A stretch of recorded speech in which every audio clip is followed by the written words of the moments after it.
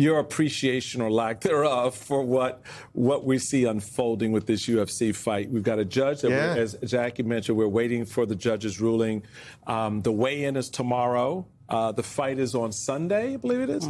And the White House lawn looks like a real tacky fairground with oversized objects outshining everything else that's really important there. How do you see this cage match while the president's policies, as we've noted, on the economy, on health care, on the war, flounder, and the American people are under the weight of those things? This is. I had never seen this angle. This is the image, folks. Oh my God! I was on the last table today when they put these out. Oh my goodness! Yeah, this is the angle that we get. The White House grounds looking like a real tacky fairground. But go ahead, sir. Yeah, Sunday, fight night. Fight night. Big party for the president's birthday. Oh, I mean Flag Day, right? Sorry, Flag Day. This is about America. So whatever, listen, it is America's 250th. And regardless of what you feel about the president, you should be incredibly proud of our country. But it's not America's 250th yet. Well, it's the president's birthday. 100%. My only point is we should be high on patriotism. But while the president just continues to go out there and party, as you just said, it seems as if the American public is getting the hangover. And that's very dangerous for this president to continue to just look like he is living it up, sometimes on the public dime. Listen, Democrats, I think, have been wise at times. Even some of their protests have been very patriotic here. The criticism of this event, I think you stand alone here. People are already quite pissy. As you said, farmers, you got to empty your wallet to fill your tank right now during this war. Some of this stuff, falls on its own face. And again, it backfires. Right now, if you're across America, living, eating, breathing, raising a family, it's incredibly painful economically. Healthcare, education. And to watch the president just party, I think are the worst optics. Now, Democrats probably need some of these voters that look at UFC. Again, I would caution them to continue to be patriotic. But in terms of the president just partying on his own, very risky. But Matthew, can I just ask a question? I just think, to be clear, I'm very patriotic. I was actually out shopping today for my 4th of July. For the 4th of July, but also my stepson's birthday. His birthday is right around the time. But I love to decorate. I'm like a little Black Martha Stewart, okay? And I got all the red, white, and blue stuff. That's an image, folks. That's an image. That's an image. But what the president is trying to do is conflate the celebration of our semi-quincentennial, our 250th birthday, with himself. He's trying to merge himself with the culture, and he and the people around him are trying to suggest that if people aren't excited about the UFC fight, if people are not excited about the Freedom 250 events, which are the Trump events as opposed to the America 250 events, then they are not being patriotic. And I think that conflation, they're doing it on purpose, and we have to call it out. You got something, Jackie? You got some news?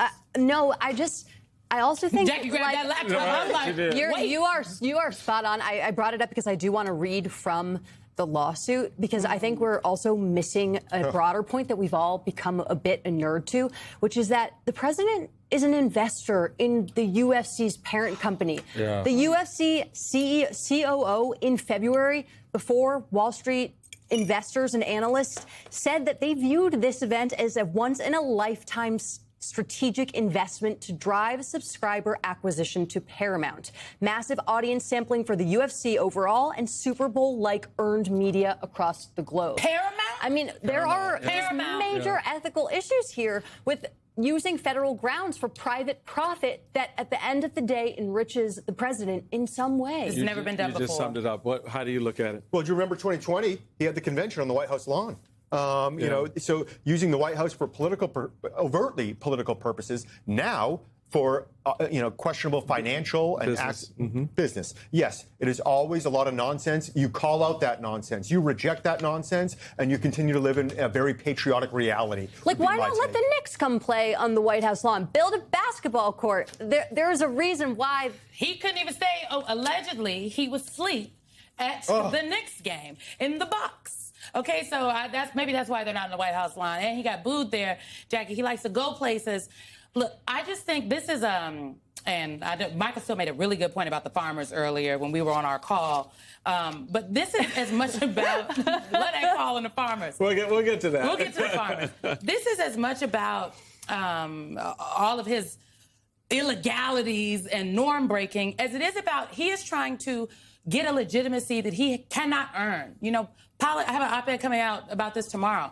You can win power at the ballot box. That can only take you so far. He's looking for a cultural legitimacy that he lost decades ago. But all of that, Simone, is lost on everyday folk. Yes. They could care less about that aspect of it. And how do we know that? Because Trump was doing this before the economy began to collapse, and they seemingly were okay. It is now that folks are hamped up, and rightly so, not taking away from the moment.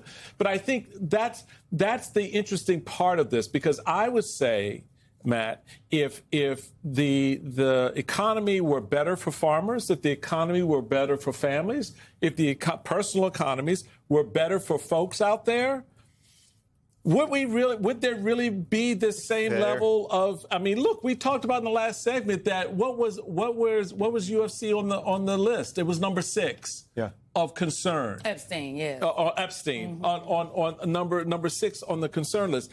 But to your point about the farmers, to put them in the center of the table. Yes, get to the farmers. This was good. Grain World magazine from the editor, Fuel and Fertilizer. Global grain price producers in 2026 are focused on 2 F words that aren't obscene, but their rising costs are enough to make them curse as they see their profit margins shrink, or in some cases completely disappear.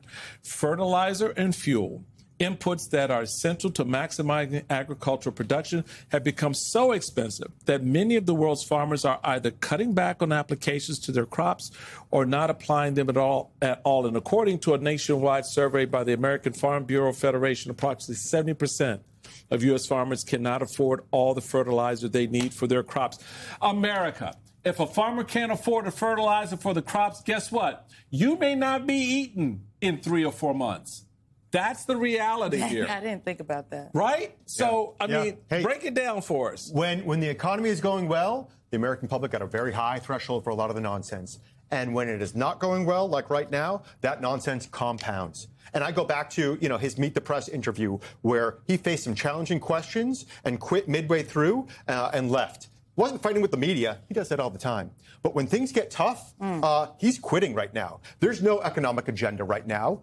He has lost control about ending the war with Iran. So it's this notion of when you have no vision, he has just gone to pure line of sight. Speech after unrelated speech, rambling about fountains. The beautification of D.C. He is living in a D.C. bubble while the rest of America is, again, quite upset about the state of this economy. And lining up election deniers to take jobs.